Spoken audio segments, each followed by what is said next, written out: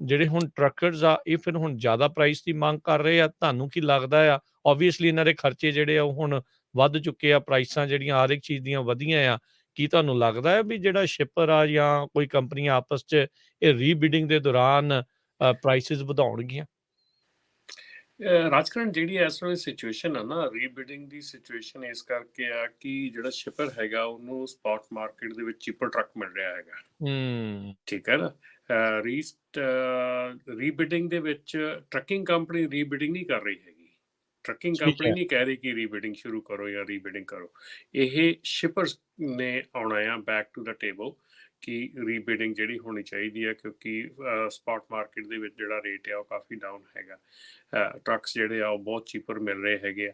ਹੁਣ ਦੇਖੋ ਉਹਦੇ ਵਿੱਚ ਉਹ ਜਿਹੜੀ ਵੱਡੀਆਂ ਕੰਪਨੀਆਂ ਹੈਗੀਆਂ ਉਹਨਾਂ ਨੂੰ ਇਹ ਪ੍ਰੋਬਲਮ ਇਸ਼ੂ ਖੜਾ ਹੋ ਜਾਣਾ ਆ ਕਿ ਸ਼ਿਪਰ ਜਿਹੜਾ ਹੈਗਾ ਆ ਉਹ ਫਿਊਲ ਸਰਚਾਰਜ ਤਾਂ ਦੇਣ ਨੂੰ ਰੈਡੀ ਹੈਗਾ, ਪਰ ਉਹ ਪਰ ਮਾਈਲ ਰੇਟ ਘਟਾਊਗਾ ਕਿਉਂਕਿ ਟਰੱਕਸ ਜਿਹੜੇ ਆ ਉਹ ਚੀਪਰ ਮਿਲ ਰਹੇ ਹੈਗੇ ਆ। ਸੋ ਜਿਹੜਾ ਕਹਿੰਦੇ ਫਾਈਟ ਬੈਕ ਆ, ਇੱਕ ਟਰੱਕਿੰਗ ਕੰਪਨੀ ਦੀ ਫਾਈਟ ਬੈਕ ਆ, ਉਹ ਇੱਥੇ ਜਾ ਕੇ ਖਤਮ ਹੋ ਜਾਂਦੀ ਆ ਕਿ ਜਦੋਂ ਮੈਂ ਕਹਿ ਰਿਹਾ ਕਿ ਮੇਰਾ ਫਿਊਲ ਸਰਚਾਰਜ ਆ, ਮੇਰਾ ਜੀ ਫਿਊਲ ਵੱਧ ਗਿਆ, ਉਹ ਕਹਿੰਦੇ will pay you the fuel surcharge. ਠੀਕ ਹੈ ਨਾ।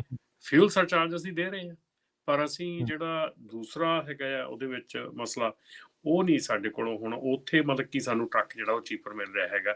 ਸੋ ਹੁਣ ਜਿਹੜਾ ਸਪੌਟ ਮਾਰਕੀਟ ਹੈ, ਸਪੌਟ ਮਾਰਕੀਟ ਦੇ ਉੱਤੇ ਫਿਊਲ ਸਰਚਾਰਜ ਵੀ ਗੋਲਮੋਲ ਹੋ ਜਾਂਦਾ ਆ, ਕਿਉਂਕਿ ਉੱਥੇ ਤੇ ਜਿਹੜਾ ਫਿਊਲ ਸਰਚਾਰਜ ਨੂੰ ਵੀ ਜ਼ਿਆਦਾ ਮਹੱਤਤਾ ਨਹੀਂ ਦਿੱਤੀ ਜਾਂਦੀ ਆ, ਨਹੀਂ ਨੈਗੋਸ਼ੀਏਟ ਕੀਤਾ ਜਾਂਦਾ, ਔਰ ਕਈ ਵਾਰੀ ਆਲ ਇਨਕਲੂਸਿਵ ਟਰੱਕ ਜਿਹੜਾ ਉਹ ਮਿਲਦਾ ਆ ਕਿ ਤੁਸੀਂ ਸਾਰਾ ਕੁਝ ਵਿੱਚ ਹੀ ਹੈ ਜੀ, ਇਹਦਾ ਪਰ ਮਾਈਲ ਰੇਟ ਵੀ ਵਿੱਚ ਹੈ ਅਤੇ ਫਿਊਲ ਸਰਚਾਰਜ ਵੀ ਵਿੱਚ ਹੀ ਆ। ਸੋ ਇਸ ਕਰਕੇ ਜਦੋਂ ਉੱਦਾਂ ਦੀ ਬਿਡਿੰਗ, ਉੱਦਾਂ ਦੀ ਜਿਹੜੀ ਸਰਵਿਸ ਹੈ ਮਿਲਣੀ ਸ਼ੁਰੂ ਹੋ ਜਾਂਦੀ ਬਾਹਰ, ਅਤੇ ਜਿਹੜਾ ਸ਼ਿਪਰ ਹੈਗਾ ਆ ਉਹ ਫਿਰ ਬੈਕ ਟੂ ਦ ਟੇਬਲ ਆਉਂਦਾ ਆ।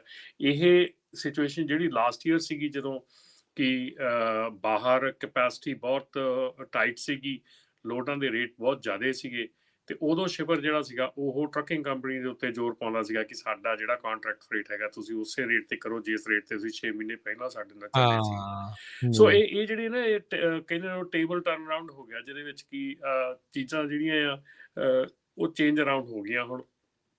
ਸੋ ਇਹ ਕਦੋਂ ਤੱਕ ਚੱਲਦੀਆਂ ਆ ਇਹ ਆਉਣ ਵਾਲਾ ਸਮਾਂ ਦੱਸੂਗਾ, ਅਤੇ ਬਾਕੀ ਜਿਹੜੀ ਸਿਚੁਏਸ਼ਨ ਹੈਗੀ ਆ ਹੁਣ ਕਿਵੇਂ ਦੀ ਹੁੰਦੀ ਆ ਇਹ ਟਾਈਮ ਦੱਸੂਗਾ।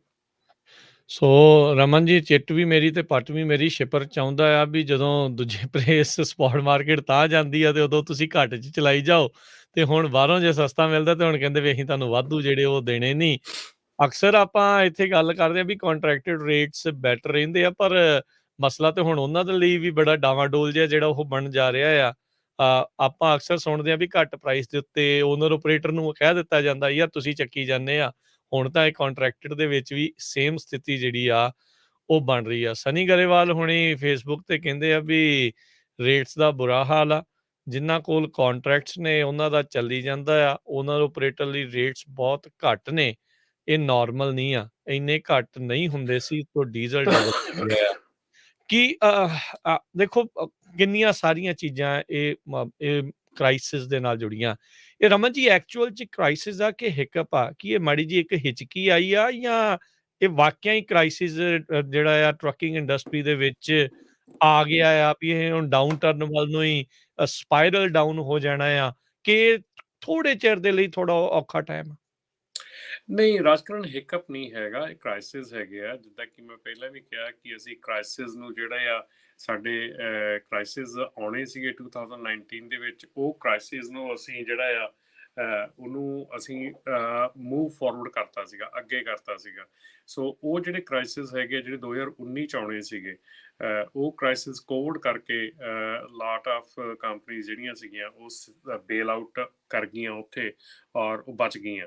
ਅਤੇ ਉਹ ਜਿਹੜੀਆਂ ਕੰਪਨੀਆਂ ਬਚ ਗਈਆਂ ਜਾਂ ਬੇਲ ਆਊਟ ਹੋ ਗਈਆਂ, ਉਸ ਤੋਂ ਬਾਅਦ ਸਿਚੁਏਸ਼ਨ ਕੀ ਬਣੀ ਕਿ ਜਿਹੜੀ ਨਵੀਂ ਕਮਿਊਨਿਟੀ ਆ ਉਹਨੇ ਟਰੱਕਿੰਗ ਦੇ ਵਿੱਚ ਦੇਖਿਆ ਕਿ ਬਹੁਤ ਜ਼ਿਆਦਾ ਚੜ੍ਹਾਅ ਆ ਰਿਹਾ ਹੈਗਾ, ਅਤੇ ਬਹੁਤ ਜ਼ਿਆਦਾ ਕਮਿਊਨਿਟੀ ਜਿਹੜੀ ਆ ਉਹ ਟਰੱਕਿੰਗ ਦੇ ਵਿੱਚ ਐਂਟਰ ਕਰ ਗਈ। ਸੋ ਉਹਦੇ ਨਾਲ ਹੁਣ ਸਿਚੁਏਸ਼ਨ ਜਿਹੜੀ ਬਣੀ ਆ ਉਹ ਹੋਰ ਗੰਭੀਰ ਲੱਗਦੀ ਆ, ਕਿਉਂਕਿ ਕਪੈਸਿਟੀ ਇੰਨੀ ਜ਼ਿਆਦਾ ਵੱਧ ਗਈ ਆ ਕਿ ਮੇਰੇ ਖਿਆਲ ਦੇ ਵਿੱਚ ਜਿਹੜੀ ਸਿਚੁਏਸ਼ਨ ਹੈਗੀ ਆ ਇਹ ਮਤਲਬ ਕਿ ਹਿਕਅਪ ਨਹੀਂ ਹੈਗਾ, ਇਟ ਵਾਜ਼ ਐਕਸਪੈਕਟਡ ਸੀਗਾ ਇਹ ਆਪਾਂ ਆਲਮੋਸਟ ਪਿਛਲੇ 1 ਸਾਲ ਦੇ ਤੋਂ ਇਹੋ ਹੀ ਗੱਲਾਂ ਕਰ ਰਹੇ ਹਾਂ, ਇਹੋ ਹੀ ਰੌਲਾ ਪਾ ਰਹੇ ਹਾਂ, ਬਾਰ-ਬਾਰ ਕਹਿ ਰਹੇ ਸੀਗੇ ਕਿ ਇਹ ਚੀਜ਼ ਜਿਹੜੀ ਆ, ਇਹ ਚੀਜ਼ ਆਣੀ ਹੈਗੀ ਆ, ਇਹ ਇਨੈਵਿਟੇਬਲ ਹੈਗੀ ਆ, ਕਿਉਂਕਿ 2019 ਦੇ ਵਿੱਚ ਜੋ ਚੀਜ਼ ਚੱਲ ਰਹੀ ਸੀ ਨਾ, ਉਸ ਤੋਂ ਬਾਅਦ 2020 ਤੇ 2021 ਦੇ ਵਿੱਚ it was just a mayor ਜਿਹੜਾ ਸੀਗਾ ਇੱਕ ਸਿਰਫ ਉਹ ਸੀਗਾ ਕਿ ਜਿਹੜਾ for the time being load ਵੱਧ ਗਈ ਆ ਤੇ ਉਹਦੇ ਕਰਕੇ ਰੇਟ ਵੱਧ ਗਏ ਆ।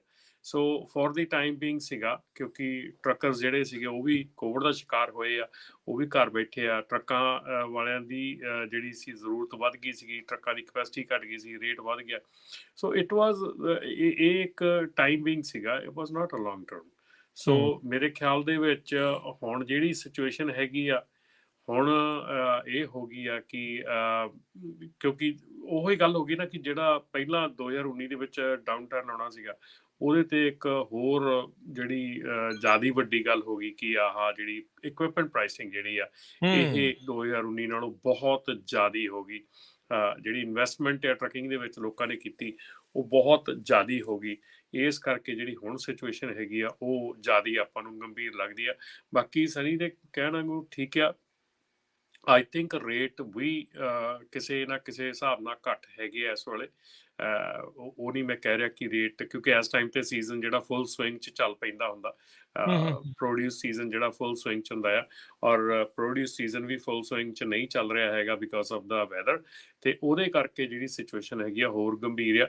ਤੇ ਬਾਕੀ ਜਿਹੜਾ ਆ again at the end of the day ਜਿਹੜਾ ਫਿਊਲ ਦਾ ਕਾਸਟ ਹੈਗੀ ਆ, ਉਹ ਬਹੁਤ ਜ਼ਿਆਦਾ ਇਸ ਵੇਲੇ ਪੈ ਰਹੀ ਹੈਗੀ ਆ। ਆਲਮੋਸਟ ਡਾਲਰ ਤੋਂ ਉੱਤੇ ਜਿਹੜੀ ਫਿਊਲ ਕਾਸਟ ਪਰ ਮਾਈਲ ਦੀ ਇਸ ਵੇਲੇ ਚੱਲ ਰਹੀ ਹੈ।